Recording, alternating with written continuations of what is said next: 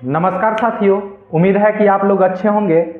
आज हम लोग जिस टॉपिक पर बात करेंगे वो टॉपिक है आपका राष्ट्रपति का निर्वाचक मंडल, इलेक्टोरल कॉलेज। इस टॉपिक को समझने से पहले आप लोग को एक बात बता दूं कि जो वीडियो को अंत तक देखेंगे इसमें बहुत कुछ आपको नया चीज़ सीखने को मिल सकता है। अगर इसमें कुछ त्रुटि हो तो आप लोग कमेंट करके भी बता सकते हैं। और आप लोग से यही उम्मीद किया जाता है कि जो वीडियो को अधिक से अधिक शेयर कर देंगे और चैनल को हो सके तो सब्सक्राइब कर देंगे। तो चलिए हम लोग बिना टाइम को गवाए हुए वीडियो को शुरू करते हैं। तो हमारा टॉपिक है राष्ट्रपति का निर्वाचक मंडल। अब सबसे पहले राष्ट्रपति का निर्वाचक मंडल समझने से पहले हम ये समझने का कोशिश करते हैं कि जो राष्ट्रपति का व्यवस्था संविधान के अंतर्गत में कहाँ किया गया है। तो सबसे पहले हम एक टॉपिक देखते हैं, संघीय कार्यपालिका। संघीय कार्यपालिका, इस संघीय कार्यपालिका जो है सो आपका संविधान के भाग 5 के अंतर्गत अगर बात करेंगे आर्टिकल 52 से 78 के बीच में इसका संघीय कार्यपालिका का जिक्र किया गया है। आप कहेंगे कि जो इस संघीय कार्यपालिका के अंतर्गत आता कौन सब है, तो संघीय कार्यपालिका के अंतर्गत आपको बता दूं आता है राष्ट्रपति। कौन आता है? राष्ट्रपति। राष्ट्रपति के बाद अगर आप बात करेंगे तो आता है उपराष्ट्रपति। संघीय कार्यपालिका के अंतर्गत आता कौन है? उपराष्ट्रपति। उसके बाद आप देखेंगे तो आपका हो जाएगा प्रधानमंत्री, आप प्लस में मंत्री परिषद, प्रधानमंत्री और मंत्री परिषद। उसके बाद बात करें तो जो आपका महान न्यायवादी, जो भारत सरकार की सबसे वरिष्ठ विधि अधिकारी हुआ करते हैं, भारत सरकार का जो विधि अधिकारी होता है, या इसको बोल सकते हैं कि जो न्यायालय में भारत सरकार के तरफ से जो पक्ष रखने जाता है वकील के तौर पर सरकार के तरफ से, उसी को बोला जाता है महान्यायवादी। ठीक है, इसको सॉलिसिटर जनरल भी क्या किया जाता है, इंग्लिश में सॉलिसिटर जनरल इनको बोलते हैं। ठीक है, तो ये सारे व्यक्ति जो है सो संघीय कार्यपालिका शक्ति के अंतर्गत आते हैं और उसमें संविधान के भाग आर्टिकल 52 से 78 तक का जिक्र किया गया है। अगर सबसे पहले हम लोग देखेंगे एक आर्टिकल, तो आर्टिकल आपका है 53। आर्टिकल 53 में कहा गया है संघ की कार्यपालिका शक्ति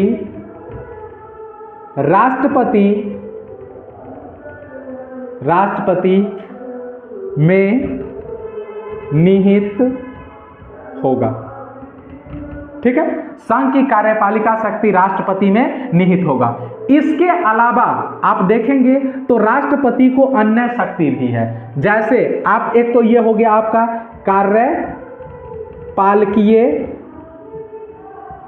शक्ति। उसके बाद अगर आप देखेंगे तो आपका इसके पास विधायी शक्ति भी होता है, विधायी शक्ति। उसके बाद अगर आप देखेंगे तो इसके पास न्यायिक शक्ति भी होता है। उसके बाद देखेंगे तो इनके पास वित्तीय शक्ति भी होता है, वित्तीय शक्ति भी होता है। उसके बाद अगर देखेंगे तो इनके पास आपातकालीन शक्ति भी होता है। ठीक है, अब इस सब को समझने से पहले ये सब सारी शक्ति जो आप देखेंगे तो राष्ट्रपति में निहित होता है, लेकिन आर्टिकल 53 कहता है संघ की कार्यपालिकीय शक्ति किसमें निहित है? राष्ट्रपति में निहित है। अब अगर इसके बाद हम बात करेंगे तो आप ये देख सकते हैं कि जो राष्ट्रपति दरअसल किसको निर्वाचित किया जा सकता है, तो इनके लिए योग्यता क्या है। ठीक है, अगर इनके योग्यता का हम बात करेंगे तो इसके लिए एक आपका संविधान में आर्टिकल है कितना? 58। आर्टिकल नंबर 58 में जो है सो राष्ट्रपति के योग्यता का क्या किया गया है? बात किया गया है। अब राष्ट्रपति की योग्यता में सबसे पहले एक नंबर जो योग्यता है सो क्या है? भारत का नागरिक हो। भारत का नागरिक हो। इसका मतलब कोई भी व्यक्ति क्या होगा, भारत का नागरिक होगा तो वो राष्ट्रपति बनने के योग्य होगा। इसका मतलब है कि कोई भी व्यक्ति भारत का राष्ट्रपति बनने के लिए उसको भारतीय होना क्या है, भारत का नागरिक होना क्या है, जरूरी है, होगा। अब देखिए शैल बी लगा हुआ है, इसका मतलब कि जो होगा, इसका मतलब किसी दूसरे देश का व्यक्ति भारत का राष्ट्रपति नहीं बन सकता है। जैसे कोई पाकिस्तान का व्यक्ति आके भारत में कहे कि जो हम भारत का राष्ट्रपति बनना चाहते हैं तो नहीं बन सकता है। कोई अमेरिका का आके व्यक्ति कहे कि जो भारत में हम राष्ट्रपति बनना चाहते हैं तो नहीं बन सकता, चाहे कितना बड़ा आदमी हो, इससे कोई मतलब नहीं है। तो ठीक है, भारत का नागरिक होगा। दूसरा नंबर में इसका जो आयु है, आयु 35 वर्ष होना चाहिए। राष्ट्रपति बनने के लिए 35 वर्ष। जैसे आपको लोकसभा के लिए 25 वर्ष, अगर किसी व्यक्ति को लोकसभा का चुनाव लड़ना है तो उसको 25 वर्ष का उम्र होना चाहिए। अगर किसी भी व्यक्ति को विधानसभा का चुनाव लड़ना है तो इसके लिए 25 वर्ष चाहिए, ठीक है। अगर किसी व्यक्ति को राज्यसभा का चुनाव लड़ना है तो उसके लिए उसको 30 वर्ष का आयु चाहिए। अगर वही किसी व्यक्ति को प्रेसिडेंट या वाइस प्रेसिडेंट बनना है, प्रेसिडेंट या वाइस प्रेसिडेंट, राष्ट्रपति या उपराष्ट्रपति, तो उसके लिए उसका उम्र कितना वर्ष होना चाहिए, 35 वर्ष होना चाहिए, ठीक है। तो ये है, तो 35 वर्ष का होना चाहिए। दूसरा नंबर में ये लोकसभा का सदस्य निर्वाचित होने की योग्यता रखता हो। इसका मतलब लोकसभा का सदस्य बनने की जो योग्यता है वो योग्यता इनके पास होना चाहिए। तीसरा कंडीशन में आपका है कि जो वह केंद्र सरकार या राज्य सरकार में किसी लाभ के पद पर न हो, ठीक है। तो मूल रूप से आपको ये योग्यता उनका देखेंगे। अब इसके लिए क्या है, ये उनका योग्यता है। अगर इतना योग्यता कोई व्यक्ति पूरा करता है तो वो भारत के राष्ट्रपति बनने के योग्य होगा। अगर आप में से कोई अगर भारत का नागरिक होगा, 35 वर्ष का आयु पूरा कर लिया होगा, लोकसभा का सदस्य निर्वाचित होने की योग्यता रखता होगा और किसी भी केंद्र सरकार या राज्य सरकार के किसी भी सरकारी नौकरी में न हो या किसी भी पद पर न हो जिससे उसको सरकारी लाभ मिलता हो, तो वो व्यक्ति राष्ट्रपति बनने की योग्यता रखता है। अब इनके लिए पाबंदियां क्या सब, मतलब इनके लिए प्रतिबंध क्या सब है। अब प्रतिबंध में देखेंगे तो पहला मतलब किसको नहीं बनाया जा सकता है, प्रतिबंध किसको राष्ट्रपति नहीं नियुक्त किया जा सकता है। तो एक होंगे वो जो व्यक्ति किसी सरकारी सेवा में होगा, वो तो पहले यहीं पे पर आपको लिख दिए। तो जो कोई व्यक्ति अगर सरकारी सेवा में है तो वो व्यक्ति आपका क्या है, राष्ट्रपति नहीं बन सकता है। अगर कोई व्यक्ति लोकसभा या विधानसभा का सदस्य है तो वो राष्ट्रपति नहीं बन सकता। इसका मतलब जो उसको राष्ट्रपति बनना है तो लोकसभा और विधानसभा का सदस्यता का क्या करना पड़ेगा, त्याग करना पड़ेगा, मतलब छोड़ना पड़ेगा। अगर कोई सांसद है, अगर वो बनना चाहता है राष्ट्रपति तो उसको सांसद की सदस्यता छोड़ना पड़ेगा। या कोई विधायक है, अगर वो बनना चाहता है राष्ट्रपति तो उसको क्या किया जा सकता है, उसको पद से हटाया, मतलब पहले उसको विधायक का पद छोड़ना पड़ेगा। उसके बाद अगर देखेंगे क्या कोई व्यक्ति इनमें से कहीं का नहीं होते हुए भी, तो हाँ, मतलब अगर कोई व्यक्ति उसका राजनीतिक बैकग्राउंड नहीं है फिर भी वो व्यक्ति भारत का क्या बन सकता है, राष्ट्रपति बन सकता है, ठीक है। इसका मतलब आप इसका एग्जांपल आप लेके समझ सकते हैं एपीजे अब्दुल कलाम आजाद को। उनका राजनीतिक बैकग्राउंड नहीं था फिर भी उनको राष्ट्रपति के तौर पर क्या किया गया, चुना गया था। ऐसे कई एग्जाम्पल है जो कई व्यक्ति राष्ट्रपति ऐसे बने जिनका बैकग्राउंड आपका क्या था, राजनीति में नहीं था, लेकिन फिर भी उनको क्या बनाया गया, राष्ट्रपति बनाया गया। तो ये सब है कुछ मतलब कि जो इसका पॉइंट था। अब इससे रिलेटेड अगली बात जो हम करेंगे, मेरा मूल उद्देश्य है कि जो राष्ट्रपति के निर्वाचन की प्रक्रिया है और राष्ट्रपति के निर्वाचक मंडल में कौन कौन सदस्य होंगे उस बात को समझाना। लेकिन उसको समझाने से पहले हम आपको थोड़ा सा ये राष्ट्रपति के बारे में आपको बैकग्राउंड समझा दिए हैं, ठीक है। अब देखिए यहां पर कार्यपालिका शक्ति का मतलब क्या हुआ, जैसे कार्यपालिका शक्ति में देखेंगे तो हम लोग को पता है जो दो प्रकार की कार्यपालिका होता है, एक होता है अस्थाई कार्यपालिका, एक होता है अस्थाई कार्यपालिका और एक होता है अस्थाई कार्यपालिका। अस्थाई कार्यपालिका, ठीक है।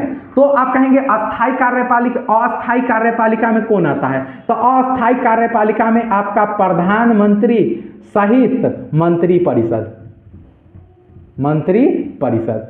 इसका मतलब है जो प्रधानमंत्री सहित जो मंत्री परिषद है ये आता है अस्थाई कार्यपालिका के अंतर्गत में। ये किस समय है, किस समय समाप्त हो जाएंगे, उनका कोई फिक्स नहीं है, वो किसी भी समय क्या हो सकते हैं, समाप्त हो सकते हैं। क्योंकि हम लोग को पता है जो हमारा जो अस्थाई कार्यपालिका है ये किसके प्रति उत्तरदायी है, लोकसभा के प्रति उत्तरदायी है, ठीक है। मतलब विधायिका के प्रति उत्तरदायी, हमारा कार्यपालिका जो है सो विधायिका के प्रति क्या है, उत्तरदायी है। तो ये अस्थाई जो है सो अभी पीएम है, अभी बहुमत समाप्त, और मान के चलिए कि जो प्रधानमंत्री जैसे ही इस्तीफा देगा सारा मंत्री परिषद क्या हो जाएगा, खत्म हो जाएगा, ठीक है। तो आप मंत्री परिषद खत्म हो जाएगा, इसका मतलब हम सबको पता है कि जो लोकसभा का चुनाव होता है और जो भी उसमें बहुमत में जो भी दल आती है या जो भी गठबंधन आता है, राष्ट्रपति उसी दल के या उसी गठबंधन के जो एक नेता को क्या प्रधानमंत्री के तौर पर क्या करवाता है, शपथ दिलवाता है, मतलब नियुक्त करता है। अब वो व्यक्ति के सलाह पर राष्ट्रपति जो है सो प्रधानमंत्री के सलाह पर अन्य मंत्रियों का क्या करता है, नियुक्ति करता है, ठीक है। अब अन्य मंत्रियों का नियुक्ति करता है तो इसका मतलब है कि जो अगर प्रधानमंत्री अगर इस्तीफा दे दे तो पूरा का पूरा मंत्री परिषद क्या हो जाएगा, समाप्त हो जाएगा। या प्रधानमंत्री पर अविश्वास प्रस्ताव लग जाए, नो कॉन्फिडेंस मोशन लगा दिया जाए, अगर वो साबित हो गया तो पूरे मंत्री परिषद को क्या करना, प्रधानमंत्री इस्तीफा दिया इसका मतलब सारा मंत्री परिषद इस्तीफा दिया। तो इसके लिए एक कहावत है, कहावत चलता है, जे साथ साथ तैरेंगे सनम, साथ साथ डूबेंगे सनम। इसका मतलब है कि जो वही चलेंगे तो साथ साथ, डूबेंगे तो साथ साथ, ठीक है।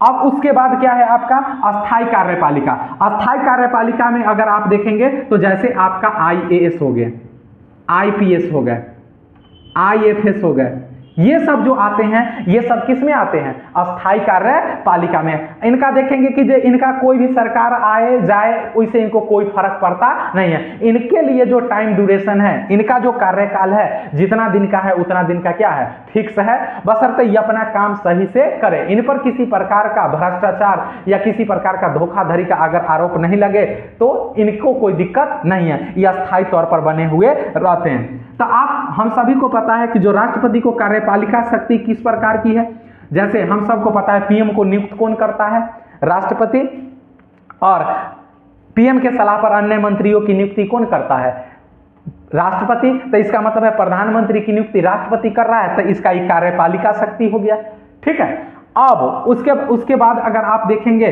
तो सरकार से कोई भी रिपोर्ट लेके या CAG का रिपोर्ट है उसको लेके सदन में प्रस्तुत करवाने का अधिकार किसके पास है, राष्ट्रपति के पास है। इसका मतलब सरकार से जो रिपोर्ट लेगी, कार्यपालिका से जो रिपोर्ट लेगी, उसको सदन में रखने का अधिकार किसके पास है, राष्ट्रपति के पास है। फिर सदन की कार्यवाही, लोकसभा की कार्यवाही या राज्यसभा की कार्यवाही जो शुरू किया जाएगा उसका आदेश किसके द्वारा दिया जाएगा, शुरू प्रारंभ करने का, सत्र प्रारंभ करने का जो आदेश है वो राष्ट्रपति द्वारा किया जाता है। और फिर आप देखेंगे जो अध्यक्ष होता है उस अध्यक्ष का भी नियुक्ति किसके द्वारा किया जाता है, लोकसभा जो स्पीकर होता है उसका भी नियुक्ति किसके द्वारा किया जाता है, राष्ट्रपति के द्वारा किया जाता है। और अंत में विधायिका जो भी आप देखेंगे, अंत में आप देखेंगे कि जो विधायिका जो भी प्रस्ताव देगा उस पर अंतिम रूप से, तो इनका हो गया विधायी शक्ति। जैसे विधानसभा से कोई भी बिल पारित होके गया, जैसे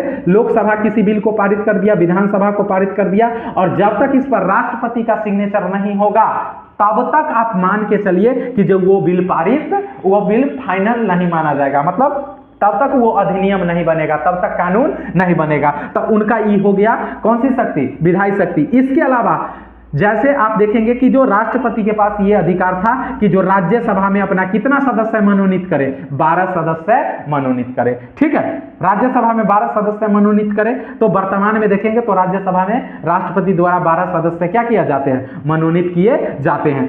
और 2 सदस्य था आपका लोकसभा में, लेकिन इसको समाप्त कर दिया गया 2020 में, मतलब संविधान संशोधन करके अब जो है ये एंग्लो इंडियन जो राष्ट्रपति 2 गो नियुक्त करता था राज्यसभा लोकसभा में, इसको समाप्त कर दिया गया है।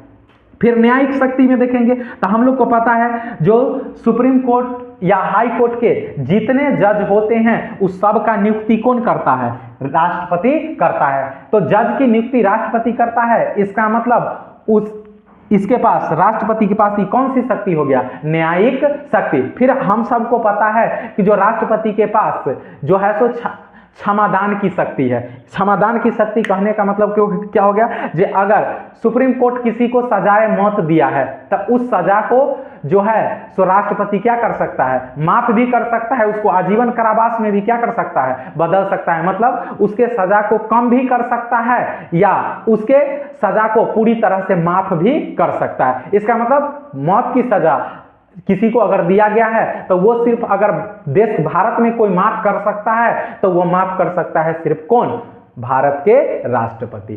ठीक है, तो ये हो गया इनका ही न्यायिक शक्ति। उसके बाद वित्तीय शक्ति, तो हम लोग को पता है जो धन विधेयक जो लोकसभा में लाया जाता है, धन विधेयक या वित्त विधेयक जो लोकसभा में लाया जाता है, यह विधेयक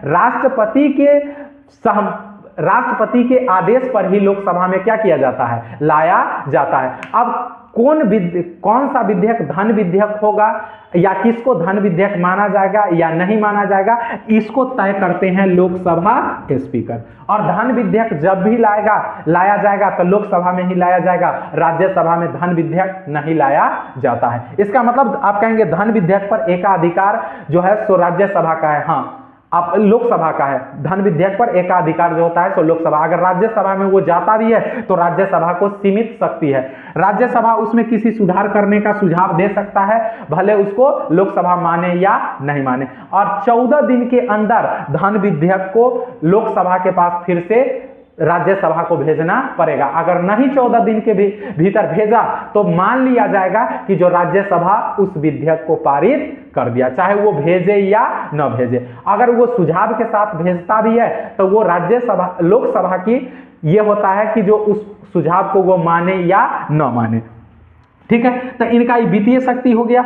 उसके बाद आपातकालीन शक्ति, तो हम लोग को पता है कि जो राष्ट्रपति को संविधान में 3 प्रकार की आपातकालीन शक्ति पर्याप्त है। एक आर्टिकल 352 राष्ट्रीय आपात, आर्टिकल 352 राष्ट्रीय आपात। और इस राष्ट्रीय आपात के अंतर्गत राष्ट्रीय आपात पूरे देश में लगाया जाता है। ये कब लगाया जाता है, जब किसी बाहरी खतरा की आशंका हो, जैसे किसी भी देश से युद्ध की आशंका हो। अगर इस बात की आशंका हो जाए कि जो पाकिस्तान है वो भारत पर किसी समय परमाणु हमला कर सकता है या किसी समय बड़ा हमला कर सकता है, तो उस समय देश में क्या लगाया जा सकता है, राष्ट्रीय आपात लगाया जा सकता है। राष्ट्रपति के पास ये अधिकार है आर्टिकल कितना के तहत, 352 के तहत। या किसी एक क्षेत्र में भी आर्टिकल 352 का क्या किया जा सकता है, प्रयोग किया जा सकता है शांति व्यवस्था कायम करने के लिए। जैसे आप बोल सकते हैं कि जो मणिपुर में राष्ट्रीय आपात भी क्या किया जा सकता है, लगाया जा सकता है। लेकिन अभी वर्तमान में देखेंगे वहां पर राष्ट्रपति शासन लागू किया गया है। आर्टिकल आगे देख रहे हैं राष्ट्रपति शासन क्या होता है। तो ठीक है, उसके बाद में अगर मान लीजिए कि कोई क्षेत्र ऐसे है जहां बराबर मतलब कि जो दंगा वगैरह की सिचुएशन बना रहता है, तो उस सेक्टर में भी राष्ट्रपति आर्टिकल 352 या राष्ट्रीय आपात का मतलब क्या, ये पूरे संपूर्ण देश में भी लगाया जा सकता है, किसी क्षेत्र विशेष में भी लगाया जा सकता है, बशर्ते या तो ये सशस्त्र विद्रोह जैसा कोई आशंका हो या बाहरी युद्ध वगैरह की आशंका हो या बाहरी हमला की आशंका हो या आंतरिक कुछ आशंका पैदा हो जाए, उस कंडीशन में आर्टिकल 352 का प्रयोग कौन करता है, राष्ट्रपति। उसके बाद एक आर्टिकल है हमारा आर्टिकल 356। आर्टिकल 356 इसको आर्टिकल 356 जिसको राष्ट्रपति शासन बोलते हैं या राज्य आपात भी बोला जाता है। ठीक है, अब राष्ट्रपति शासन कहे तो इसको कब लगाया जाता है, जब किसी भी राज्य में संवैधानिक तंत्र विफल हो जाता है, तो उस कंडीशन में राज्य में क्या लगाया जाता है, आर्टिकल 356 का प्रयोग किया जाता है। ठीक है, संवैधानिक तंत्र विफल हो जाने का मतलब हो गया जिस संविधान के अकॉर्डिंग कार्य नहीं हो रहे हैं, राज्य के जो प्रशासनिक अधिकारी है वो बहुत ज्यादा भ्रष्ट हो गए हैं। ठीक है, या पुलिस जो है, प्रशासन जो है, सो वो समाज के हित का काम नहीं करके एक तरह से आप बोल सकते हैं लाठी तंत्र का शासन हो गया है, मतलब लाठी से हर चीज को सुधारने का कोशिश कर रहा है। ठीक है, इसका मतलब संवैधानिक तंत्र, संविधान का पालन नहीं किया जा रहा। इसके साथ अगर जोड़ के देखेंगे तो एक आर्टिकल है संविधान में 365, तो 365 अगर केंद्र सरकार क्या करता है, जो आदेश जारी करता है, या केंद्र सरकार कोई अधिनियम जारी किया, या केंद्र सरकार कोई आदेश जारी किया, उस आदेश को अगर राज्य सरकार नहीं मानता है, उस आदेश को अगर राज्य नहीं मानता है, तो उस कंडीशन में उस राज्य में आर्टिकल कितना का प्रयोग किया जा सकता है, आर्टिकल 356 का प्रयोग किया जाता है। इसका मतलब केंद्र सरकार के आह्वान का अगर राज्य सरकार उल्लंघन करे, उस कंडीशन में भी मतलब 365 के साथ जोड़ के उस राज्य में क्या लगाया जा सकता है, आर्टिकल 356 लगाया जा सकता है। उसके बाद में अगर आप देखेंगे तो एक आर्टिकल है आपका आर्टिकल 360। ठीक है, और आर्टिकल 307 जो है सो ये बात करता है वित्तीय आपात का, वित्तीय आपात। आप कहेंगे वित्तीय आपात में क्या होता है, वित्तीय आपात के अंतर्गत होता क्या है कि जो अगर राष्ट्रपति हमारा देश, हमारा राष्ट्र किसी आर्थिक संकट से जूझ रहा है, ठीक है, आर्थिक संकट से जूझ रहा है या आर्थिक समस्या में फंस गया है, उस कंडीशन में क्या होता है कि जो देश में लगाया जाता है आपका क्या, वित्तीय आपात। जैसे एग्जांपल के तौर पर समझ जाइए, जो कोरोना के समय हमारे देश के अंतर्गत जितने कार्य थे या जितने उद्योग धंधे थे सभी ठप पड़ गए थे, मतलब बंद हो गया था। और बंद होने के बाद अगर आप देखेंगे तो हमारे पास आमदनी नहीं आ रहे थे, लेकिन खर्च बड़े पैमाने पर हो रहा था। तो सरकार के बड़े पैमाने पर खर्च हो रहा था, तो सरकार उस कंडीशन में राष्ट्रपति को कह के देश में क्या लगवा सकता है, वित्तीय आपात लगवा सकता है। और इस लगाने के बाद क्या होगा, जो केंद्र सरकार के कर्मचारी हैं, केंद्र सरकार के कर्मचारी, ठीक है, केंद्र सरकार के कर्मचारी और राज्य सरकार के कर्मचारी, दोनों कर्मचारी का वेतन भत्ता एक सीमित मात्रा में क्या किया जाता है, काटा जाता है। तो और काट के और देश जो आर्थिक संकट से जूझ रहा है उसको उस समस्या से निकालने का क्या किया जाता है, कोशिश किया जाता है। तो ये था हमारा पूरी तरह से राष्ट्रपति। अब हम लोग आते हैं जो राष्ट्रपति का जो मेरा मूल मुद्दा था, निर्वाचक मंडल। अब हम लोग यहां पर आते हैं।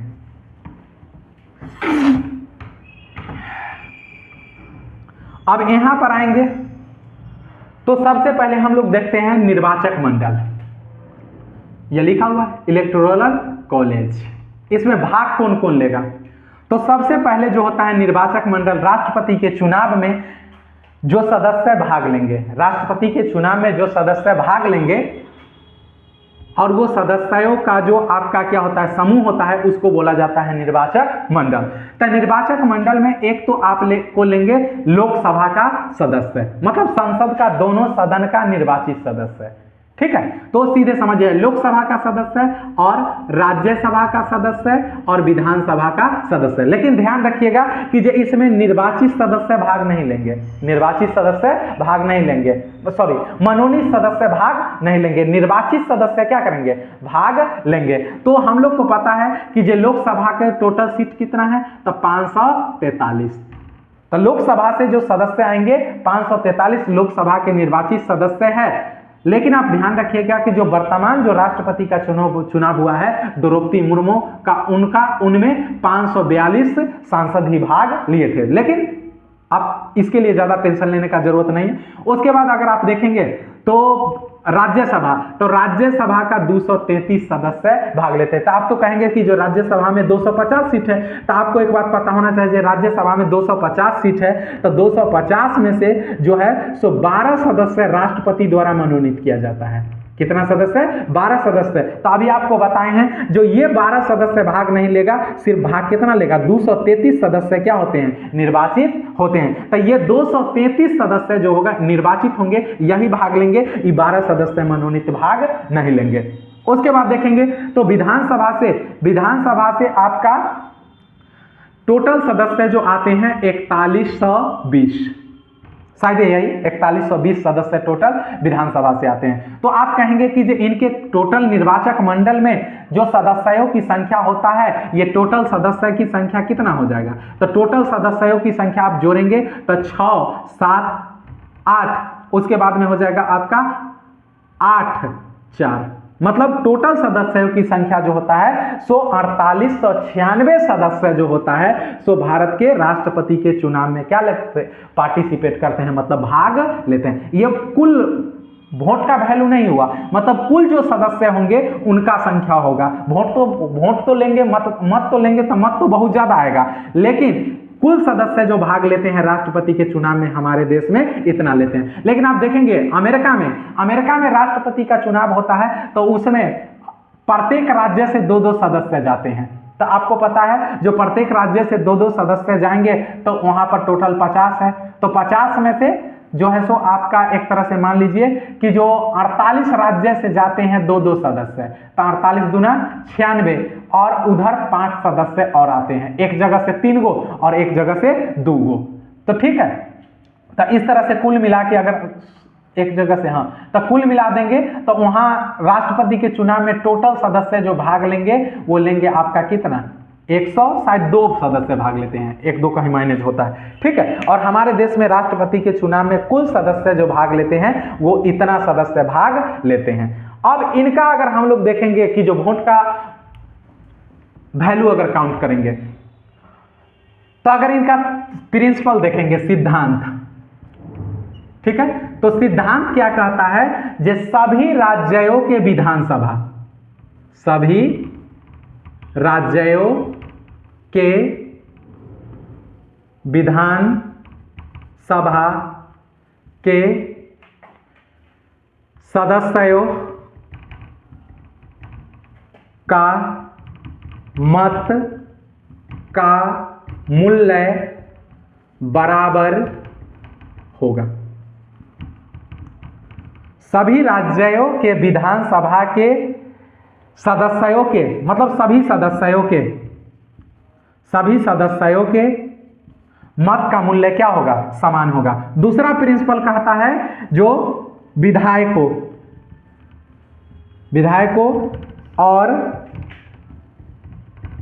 सांसदों के मत का मूल्य समान होगा।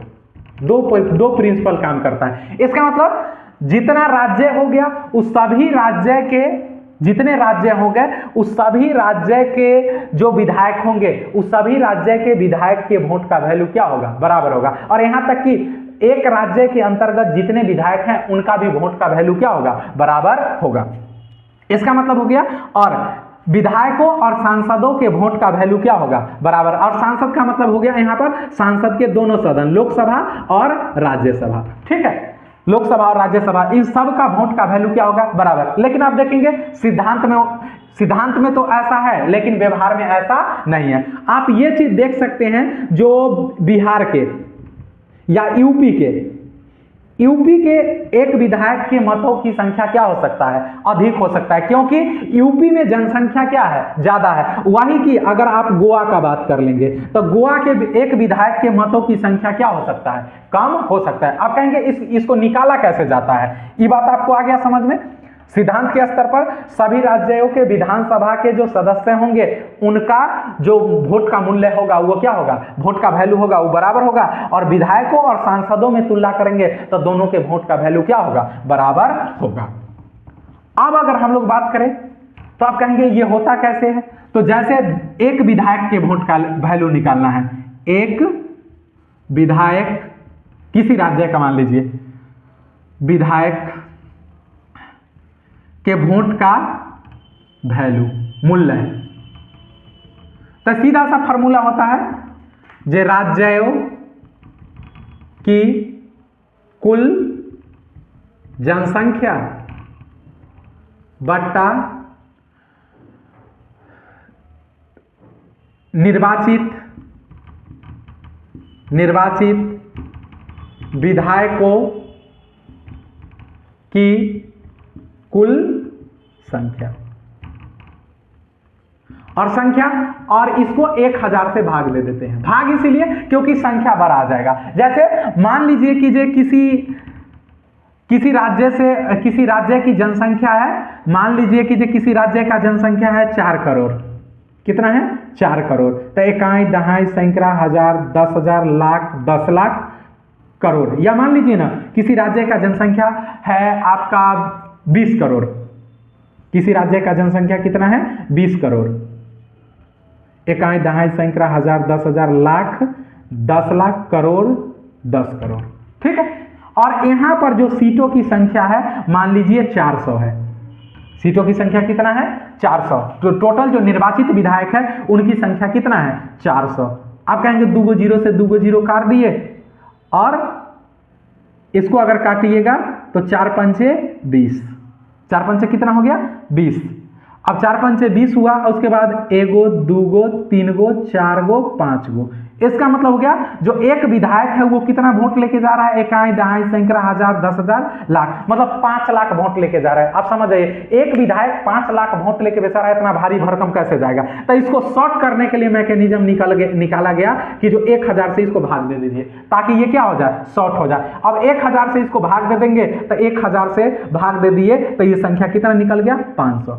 आया बात समझ में? इसका मतलब है कि जो इस राज्य का, जिस भी राज्य का, मान लीजिए कि हम यूपी का निकाले, ठीक है, यूपी का निकाले, तो यूपी के एक विधायक का जो वोट का वैल्यू होगा वो कितना होगा? 500 होगा। ठीक है। और ये 500 होगा, अपने आप में ये 500 होगा, लेकिन संख्या में निकालेंगे तो ये 5,49,901 के आसपास जाता है। 5,49,109 के आसपास ये टोटल जो संख्या जाता है ये जाता है। ठीक है। इसका अलग फॉर्मूला होता है। इसका मतलब हो गया, आप कहेंगे कि ये जो राज्य की जनसंख्या है ये काउंट कहां से किया जाएगा? तो ये काउंट किया जाएगा आपको 1971 के जनगणना से। ये काउंट किया जाएगा क्योंकि हम लोग को पता है जो 1971, अगर आप लोगों को ये 1971 का लोचा क्या है यहाँ पर, आज तक हम लोग 1971 के जनगणना के आधार पर ही इस सारे चीज को क्यों काउंट करते हैं? तो इसके लिए इसी चैनल पर आपको जो है सो एक वीडियो अपलोड किया हुआ है, जिस वीडियो का नाम है परिसीमन आयोग, और वहां पर डिटेल से सारा चीज आपको एक एक फैक्ट आपको समझाया गया है, जो क्या वजह था जो 1971 के हिसाब से ही आज तक मतलब हर चीज को हम क्या करते हैं? इस स्तर पर काउंट करते हैं। ठीक है। तो आप वहां से जाके इसको क्या कर सकते हैं? देख सकते हैं। परिसीमन आयोग के नाम से एक वीडियो अपलोड होगा, लगभग 24-25 मिनट का होगा। अगर आप देख लेंगे तो आपको सारा मैकेनिज्म ये वाला समझ में आ जाएगा कि आज तक हम क्यों करते हैं। लेकिन चलिए, अगर रेफरेंस के तौर पर तो हम लोग को पता है कि जो 4 अभी तक जो है सो निर्वाचन आयोग, 4 परिसीमन आयोग का गठन हुआ था। परिसीमन प्रत्येक 10 साल पर होना था। ठीक है। प्रत्येक 10 साल पर जनगणना होता है, और जब जनगणना होगा तो हम लोग को पता है जो जनगणना कब होता है? जिस साल के लास्ट में क्या है? 1 है। तो 1951, 1961, 1971, 1981, 1991, 2001, 2011, अभी यहीं तक हमारा क्या हुआ है? जनगणना हुआ है। लेकिन आज भी देखेंगे तो आपका लोकसभा का जो सीट है, विधानसभा का जो सीट है, राज्यसभा का सीट है, 1971 के जनगणना के अनुसार ही है। ठीक है। तो ये हो गया आपका किसकी जनसंख्या। अब इसी तरह से कहेंगे तो सांसदों के वोट का मूल्य क्या होगा? तो सांसदों के वोट का मूल्य हो जाएगा जो टोटल विधायकों की संख्या, और बट्टा में आपका क्या हो जाएगा? जो टोटल निर्वाचित जो सदस्य हैं उनका वोट का मूल्य ले लेंगे। तो एक सांसद के वोट का मूल्य निकालेंगे तो आपके वो लेना पड़ेगा जो एक विधायक के वोट का वैल्यू, तो उस तरह से आपको उसका निकल जाएगा। तो ये टोटल मैकेनिज्म हो गया। अगर इसको समझने के लिए अगर आप समझ सकते हैं जो पूरे देश में कितना, तो अगर मान लीजिए वर्तमान परिदृश्य देखेंगे तो यूपी में कितने विधायक हैं? 403 विधायक है। और इस बार जो आपका अभी जो वर्तमान प्रधानमंत्री है द्रौपदी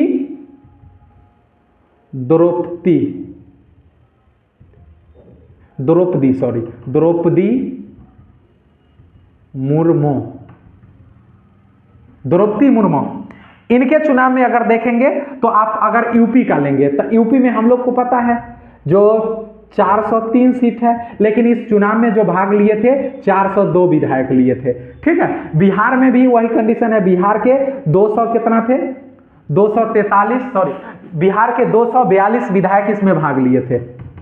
बिहार के 242 विधायक भाग लिए थे और बिहार के प्रत्येक विधायक का वोट का वैल्यू जो था सो 108 था।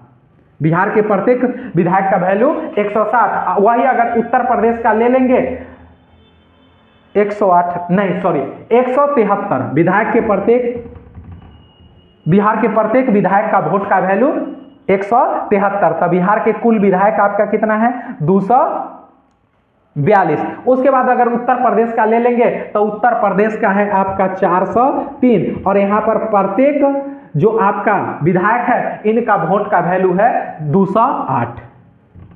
ठीक है, उसके बाद अगर आप बात कर लेंगे तो अगर विधानसभा का लोकसभा और राज्यसभा के सांसद का वोट का बात कर लेंगे तो इनका वोट का मूल्य है आपका 700। सांसद के वोट का मूल्य 700 और टोटल जो आप 700 इनका वोट का मूल्य है, वोट का वैल्यू। और टोटल आप देखेंगे सांसदों की संख्या कितना है तो टोटल सांसदों की संख्या इसको आप जोड़ लीजिए, लोकसभा और प्लस में क्या विधानसभा। तो लोकसभा और विधानसभा टोटल जोड़ लेंगे तो आप ये संख्या आपको आ जाएगा 677 मतलब 776। आप कहेंगे कि जो तो राष्ट्रपति के मतदान में कुल जो वोट का वैल्यू हो गया वो कुल वोट का वैल्यू कितना हो गया, तो आप क्या कर दीजिए 243 को 137 से गुणा कर दीजिए। ठीक है, 243 को 173 से गुणा कर दीजिए, 403 को 208 से गुणा कर दीजिए, 700 को 776 से गुणा कर दीजिए और ये सब जो जोड़ के आएगा उतना ही टोटल वोट का वैल्यू होता है। कहां आपको राष्ट्रपति के चुनाव में टोटल वोट का जो वैल्यू होगा सो ये आएगा और लगभग टोटल वोट का मूल्य जो हो जाता है आपका 86,066 वोट का वैल्यू टोटल हो जाता है। ठीक है, तो ये था। अब देखेंगे कि इसमें प्रक्रिया क्या है, निर्वाचन की प्रक्रिया। अब निर्वाचन की प्रक्रिया अगर आप देखेंगे, निर्वाचन की प्रक्रिया देखिए तो यहां पर क्या होता है, एकल संक्रमणीय मत प्रणाली के द्वारा यहां पर लागू किया जाता है। तो आप सिंपल भाषा में, आप टेक्निकल भाषा में नहीं समझ के सिंपल भाषा में समझिए। तो क्या होता है, यहां पर जो भी कैंडिडेट खड़ा होगा, जैसे आप लोकसभा के चुनाव में क्या करते हैं, जाते हैं वोट गिराने, उसमें आपको जो भी व्यक्ति पसंद, जैसे ये ईवीएम रहता है, यहां पर मान लीजिए ए नाम का कोई पार्टी है, या मान लीजिए कि जो बीजेपी है, उसके बाद आप मान लीजिए कि जो कांग्रेस है, उसके बाद आप मान लीजिए कि जो बीएसपी का है, उसके बाद अगर मान लीजिए आपका टीएमसी है, इस तरह से कुछ भी। ठीक है, तो आप इसमें से जो भी कैंडिडेट यहाँ पर अपना कैंडिडेट का एबीसीडी जो भी नाम रहता है वो रहता है, फिर यहाँ पर उसका चुनाव चिन्ह रहता है। ठीक है, इसमें से जो भी कैंडिडेट आपको पसंद आता है उसके सामने, अगर आपको कांग्रेस का कैंडिडेट पसंद है तो कांग्रेस के सामने बटन दबा दिए, इसका मतलब है आपका वोट किसको चला गया, कांग्रेस को चला गया। तो आप लोकसभा में भी ऐसा ही करते हैं, विधानसभा में भी ऐसे करते हैं। विधानसभा के चुनाव में भी अगर आपको आरजेडी का कोई कैंडिडेट पसंद है तो आरजेडी को दे दिए, जेडीयू का कोई पसंद है तो जेडीयू को दे दिए, तो कोई एक ही को देंगे। ऐसा नहीं कर सकते हैं जो नहीं हमें तो बीजेपी वाला भी पसंद है, बीजेपी को भी दबा दिए और कांग्रेस को भी दबा दिए, तो आपका वोट जो हो गया सो अवैध हो गया। मतलब अवैध करने का मतलब आपका वोट का वैल्यू नहीं हुआ, आपका वोट काउंट हो गया, बोकस हो गया। ठीक है, तो जिसको भी आप चाहते हैं, तो एक तो ये प्रणाली हुआ, लेकिन राष्ट्रपति के चुनाव में ये प्रणाली लागू नहीं होता है। जैसे राष्ट्रपति के चुनाव में जो प्रणाली लागू होगा, ये प्रणाली, जैसे वहां पर एक चीज ध्यान रखिएगा, जो लोकसभा, विधानसभा और पंचायत के चुनाव में चुनाव चिन्ह होते हैं, लेकिन राष्ट्रपति के चुनाव में चुनाव चिन्ह नहीं होता है। ठीक है, राष्ट्रपति का कोई चुनाव चिन्ह नहीं होता है, सीधे उनका नाम लिखा हुआ रहेगा और क्रम रहेगा ऐसे। जैसे मान लीजिए कि जो राष्ट्रपति के चुनाव में 4 कैंडिडेट है, A B C D। ठीक है, ये 4 कैंडिडेट है राष्ट्रपति के चुनाव में। और इसमें जो है सो जितने व्यक्ति वोट, और मान लो कि जे सुनील नाम का व्यक्ति गया वोट गिराने, या मान लो ना मुलायम सिंह गए, या अखिलेश यादव गए वोट गिराने, तो इनको पास ये चॉइस है। मान लीजिए ये सारे कैंडिडेट है, इनका नाम लिखा हुआ है सामने, यहाँ पर जो भी कैंडिडेट है इन सब का नाम लिखा हुआ है, ठीक है।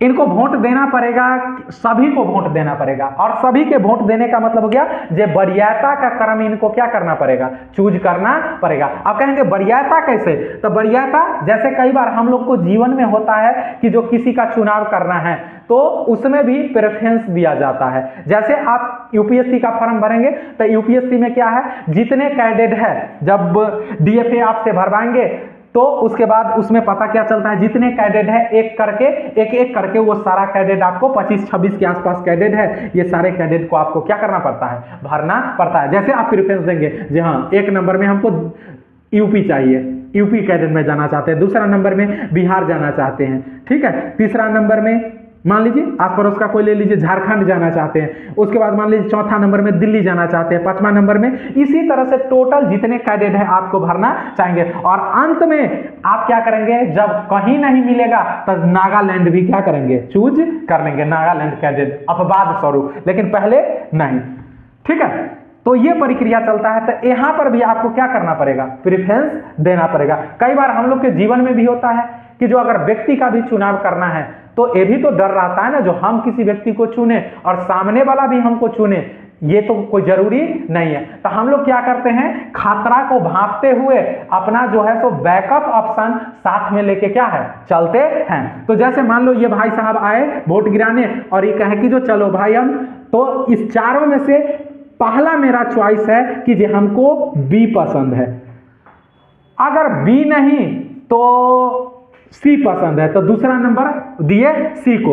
उसके बाद कहे अगर सी भी नहीं तो तीसरा पसंद जो है सो मेरा ए है, अगर ए भी नहीं तो चलो अकेले रहने से अच्छा है डी के साथ रहेंगे, ठीक है, 4 हो गया। ये हो गया आपको प्रेफरेंस का क्रम। तो इसी तरह से जितने कैंडिडेट आएंगे, जितने सदस्य आएंगे, वो सारे सदस्य को इस तरह से क्या करना पड़ता है, वोटिंग करना पड़ता है। तो आपको लगता है हमें कि जो आपको ये प्रक्रिया, इसी के बाद अगर दूसरा भी सदस्य आएंगे तो आप कहेंगे क्या सभी सदस्य इसी क्रम में चुनेंगे, नहीं, कोई जरूरी नहीं। अगर मान लीजिए यहां पर पंकज नाम का कोई व्यक्ति आए वोट गिराने, जो मान लीजिए एमपी है, मेंबर ऑफ पार्लियामेंट, ठीक है, मेंबर ऑफ पार्लियामेंट है और ये आए वोट गिराने, तो इनको लगता है कि जो हम इस व्यक्ति को, इनका पहला पसंद जो है, पहला चॉइस ये राष्ट्रपति बनाना चाहते हैं देश का, ए डी को, तो ये पहला प्रेफरेंस डी को देंगे।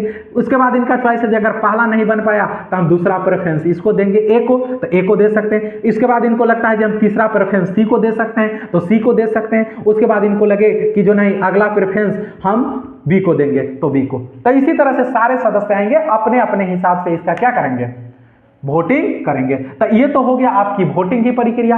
अब कहेंगे कि जो इनका काउंटिंग कैसे होता है, और सबसे माथापच्ची का जो काम अब आपको होगा काउंटिंग में। देखिए काउंटिंग में सिस्टम क्या चलता है, काउंटिंग में जो सिस्टम चलता है, काउंटिंग का सिस्टम है, इसमें सबसे पहले तो आपको कुल वैलिड वोट देखना पड़ेगा, कुल मतों की संख्या।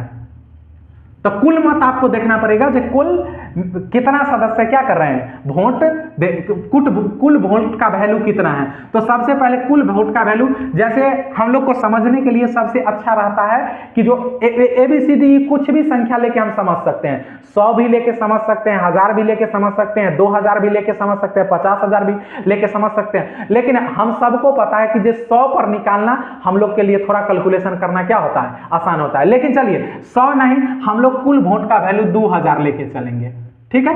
2000 मान लीजिए कि जो कुल वोट है, कुल वोट पर आया कितना, 2000।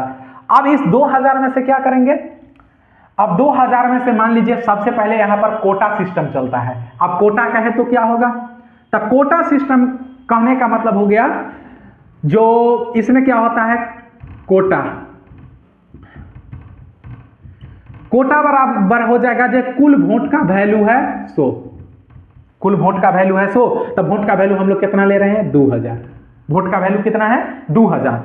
और 2000 और प्लस में नंबर ऑफ वैकेंसी, तो नंबर ऑफ वैकेंसी, तो भाई राष्ट्रपति का पद है कै गो, राष्ट्रपति का पद कितना है, तो बोलेंगे एक, तो एक, और इसमें प्लस एक ऐड करते हैं, इसमें प्लस एक ऐड करते हैं, मतलब जितना पद रहेगा उसमें एक जोड़ देंगे। तब राष्ट्रपति का पद है, कै गो राष्ट्रपति का चुनाव होना है, एक राष्ट्रपति का चुनाव होगा, तो राष्ट्रपति का पद कितना हुआ, एक हुआ। देश में राष्ट्रपति होंगे कितना, एक राष्ट्रपति होंगे, तो राष्ट्रपति का पद एक हो गया, इसमें एक जोड़ेंगे, फार्मूला होता है, और प्लस में यहां पर एक जोड़ेंगे, तो इसको काटेंगे, तो काट के हमारा कितना आएगा 1000 और प्लस में कितना एक, तो कितना आ गया कोटा हमारा एक। इसका मतलब है जो कोटा हमारा जो हो गया सो 1001 है। इसका मतलब है जो किसी भी, जब तक किसी भी कैंडिडेट को 1001 वोट नहीं मिल जाएगा तब तक ये काउंटिंग की प्रक्रिया क्या रहेगा, जारी रहेगा। अब कहेंगे कि आप बताइए कि जो इसका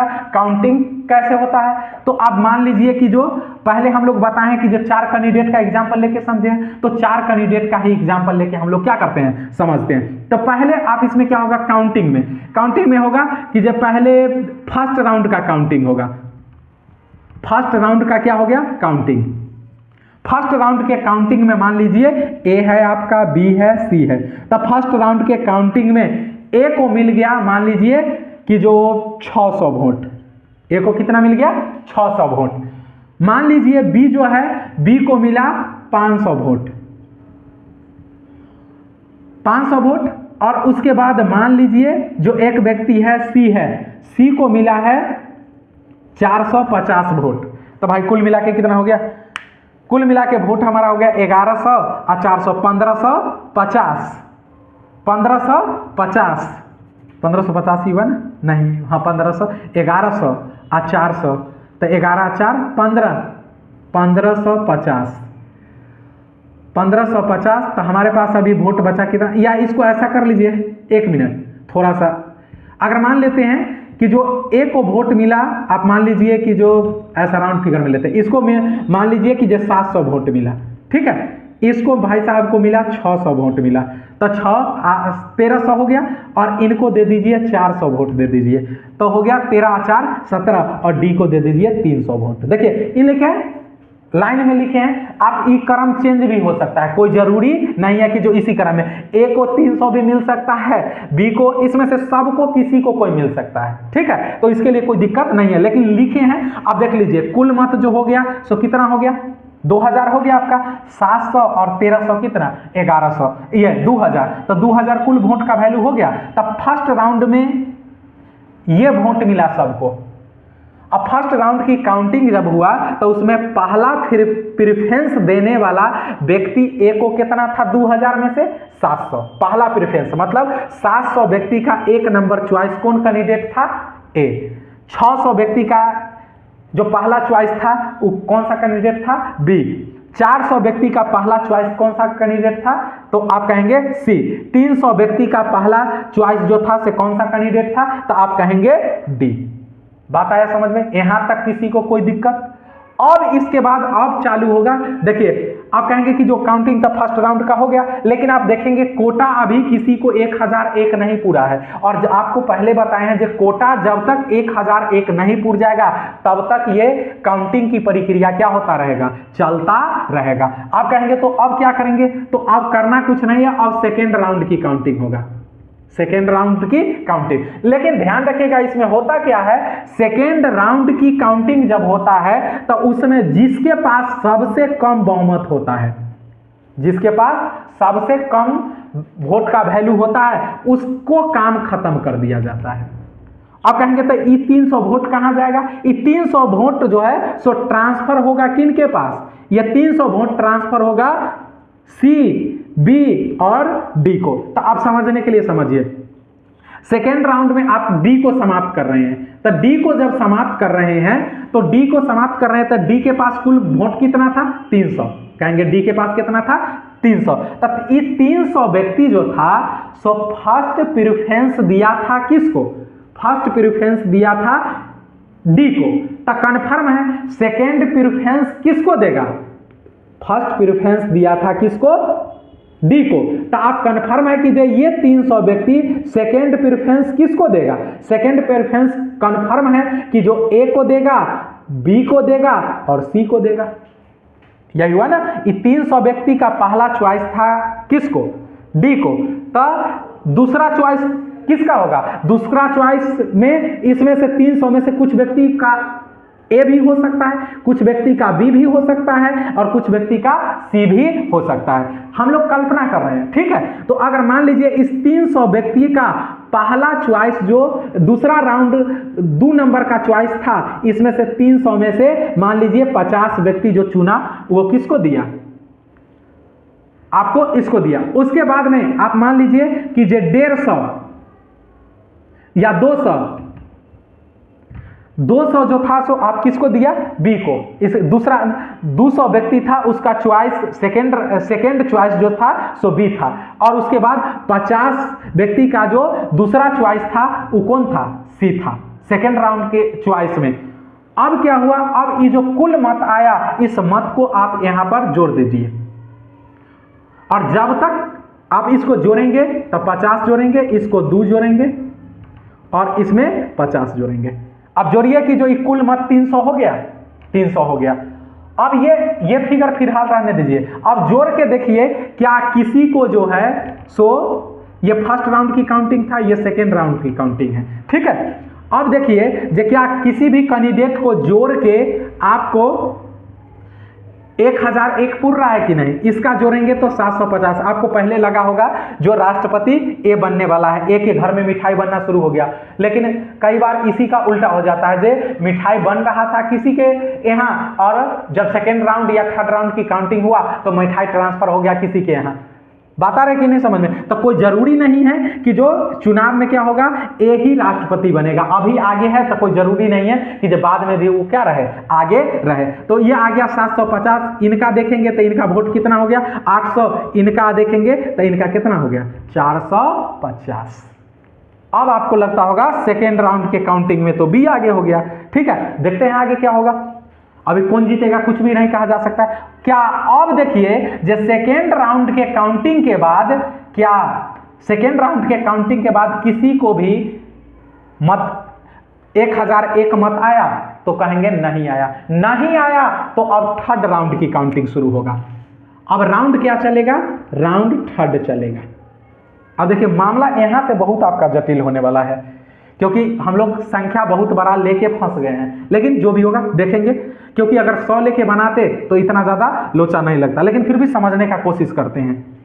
क्योंकि एक कहावत है कि जो जब ओखली में सल रख दिए तो फिर डरने से क्या फायदा। जो होगा देखते हैं। अब थर्ड राउंड की काउंटिंग में क्या होगा देखिए। आप लोग को अगर थोड़ा सा जटिल लगे तो वीडियो को आप पोज कर करके बैक कर करके आप इसको समझने का कोशिश करेंगे। हाँ एक बार लेकिन अगर समझ गए इसका कैलकुलेशन तो फिर दोबारा बार से आपको किसी प्रकार की चिंता करने की जरूरत नहीं होगा और किसी को आप आराम से क्या करेंगे, समझा भी देंगे, ठीक है। अब देखिए थर्ड राउंड के काउंटिंग में क्या होगा। देखिए अब जो थर्ड राउंड के काउंटिंग में सबसे कम किसका है? सी का। तो यहां पर से सी का कहानी खत्म हो जाएगा, ठीक है। सी का कहानी पहले, अब सी का कहानी जो खत्म होगा तो सी का देखिए पहले फर्स्ट राउंड का देखिए। इसको फर्स्ट राउंड के काउंटिंग में कितना व्यक्ति इसको पहला प्रेफरेंस दिया था? 400। तो पहले इसको कीजिए आप। इसको अगर आप डिवाइड करेंगे, देखिए ये 400 व्यक्ति आप कंफर्म है, ये 400 व्यक्ति सी को पहला प्रेफरेंस दिया तो सेकेंड प्रेफरेंस किसको देगा? सेकेंड प्रेफरेंस कंफर्म है कि जो आपको किसको देगा? सेकेंड प्रेफरेंस आपको देगा ए को दे सकता है, बी को दे सकता है, डी को दे सकता है। आप कहेंगे डी का तो काम खत्म है, लेकिन काम खत्म है अभी नहीं, उसको बाद में काम खत्म करेंगे, अभी उसको काउंट करेंगे, ठीक है। तो ये सेकेंड प्रेफरेंस किसको दिया होगा? सेकेंड प्रेफरेंस जो दिया होगा ये दिया होगा किसको? ए को, बी को और डी को, ये 400 व्यक्ति। अब इसमें से अगर मान लीजिए कि जो इस 400 में से जो है सो 250 व्यक्ति जो है सो किसको वोट दिया? 250 व्यक्ति दूसरा प्रेफरेंस दिया किसको? ए को। बात आ रहा है समझ में? या ऐसा कर दीजिए 200 नहीं, इसको आप ले लीजिए 100, ठीक है। और दूसरा, ये 400 में से 100 व्यक्ति दूसरा प्रेफरेंस दिया ए को, और मान लीजिए कि जो 250 व्यक्ति जो था सो अपना अगला प्रेफरेंस दिया, दूसरा प्रेफरेंस दिया बी को, और 50 व्यक्ति जो था सो ये अपना दूसरा प्रेफरेंस दिया किसको, डी को। ये आ गया समझ में। अब कहेंगे कि जो ये 50 व्यक्ति जो है, ये 50 व्यक्ति कहां जाएगा, तो जाएगा कहीं नहीं, इसी में आप प्लस कीजिए, और ये प्लस कीजिएगा तो आपको पता है सेकेंड राउंड का काउंटिंग था, तो ये 50 व्यक्ति जो था, ये 50 व्यक्ति जो आपका शामिल था, ये 50 व्यक्ति आप देखेंगे तो थर्ड प्रेफरेंस किसको दिया होगा, कौन सा, थर्ड प्रेफरेंस। थर्ड प्रेफरेंस जो है सो आप कन्फर्म है कि जो या तो दिया होगा किसको, ए को, बी को और डी को, ए को, बी को या डी को दिया होगा, ए को, बी को या डी को। अब ए को, बी को या डी को दिया होगा तो यहां पर हम लोग क्या देखेंगे, आप इसमें से देखिए कि जो थर्ड प्रेफरेंस में ए को अगर मान लीजिए कि जो 10 वोट मिले, इसको 20 वोट मिला और इसको 10 वोट मिला, ठीक है। अब यहां से आप आ जाइए, यहां आप इंक्लूड कीजिए आगे। इतना आपको समझ में आ गया होगा। अगर इतना समझ में आ गया तो आप इसको हम लोग आगे बढ़ाते हैं, इसको मिटाते हैं, या मिटा देंगे तो थोड़ा सा गड़बड़ हो जाएगा भाई। ऐसा करते हैं, इसको हम लोग यहां लिखते हैं, तो या यहां पर लिखिए 700 और प्लस इसमें देख लीजिए कि जो ए को सेकेंड राउंड की काउंटिंग में कितना मिला, 100 व्यक्ति, 100 व्यक्ति, इसको कितना 250 व्यक्ति, 250 व्यक्ति। और देखिए डी का कहानी खत्म है, डी का तो फिलहाल अभी आप इसको रखिए, इसको समझते हैं, ठीक है। अब इसमें से, इस राउंड वाला में से, इस 50 गो में से देखेंगे, क्योंकि ये 50 गो यही डी वाला है, ये यहां पर से जो डी थर्ड राउंड का था, ये 50 गो, इस 50 गो में से आप यहां पर 10 जोड़िए, इनको 20 जोड़िए, और इनको 20 जोड़ दीजिए, और 20 इनको जोड़ दिए। अब देखिए कुल मतों की संख्या आप जोड़िए, कितना हो गया, कुल जोड़िएगा तो ये हो गया आपका, कुल मत की संख्या ये हो गया आपका 850, 860, और इनका कुल मत जोड़िएगा तो ये कुल मत हो गया आपका 860 वो हो गया, इनका कुल मत जोड़िएगा तो ये कुल मत हो गया आपका 1050 आ 20, 1070। अब 1070 तो ये हुआ, अब ये 50 गो मत है, इसको डिवाइड कीजिए, तो 1070 इनको कुल कीजिएगा, अभी 1070, सॉरी यहां पर 1 मिनट, इसको मिटाने दीजिए,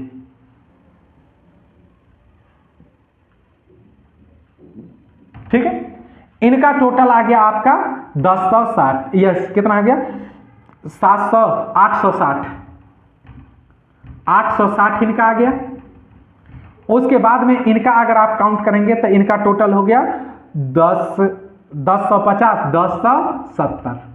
आप कहेंगे चुनाव जीत गया, लेकिन अभी चुनाव जीत गया उससे मतलब नहीं, अभी हमको मत को पुराना है, और मत को पुराना है तो आप देखेंगे ये 50 व्यक्ति, इस सेकेंड राउंड का काउंटिंग था। अब इसमें से इस 50 व्यक्ति में जो थर्ड प्रेफरेंस किसको दिया होगा, थर्ड प्रेफरेंस जो अगर आप देखेंगे तो या तो ए को दिया होगा, या बी को दिया होगा, या सी को दिया होगा। अब इससे आगे काउंटिंग करने का जरूरत नहीं है, क्योंकि आपको कोटा चाहिए था कितना 1001, आपको आ गया कितना 1070। इसका मतलब है जहां पर कोटा से एक ज्यादा हो गया वहां पर से वोट की काउंटिंग क्या खत्म, ठीक है। तो ट्रांसफर की प्रक्रिया इस तरह की क्या होती है, चलती है, और इसमें जिसको भी कोटा पूरा हो जाएगा वो व्यक्ति आपका क्या बन जाएगा, राष्ट्रपति बन जाएगा, ठीक है। उम्मीद होगा कि जो आप लोग को समझाने में कुछ हम सफल हुए होंगे, या समझाने का जहां तक हुआ कोशिश किए।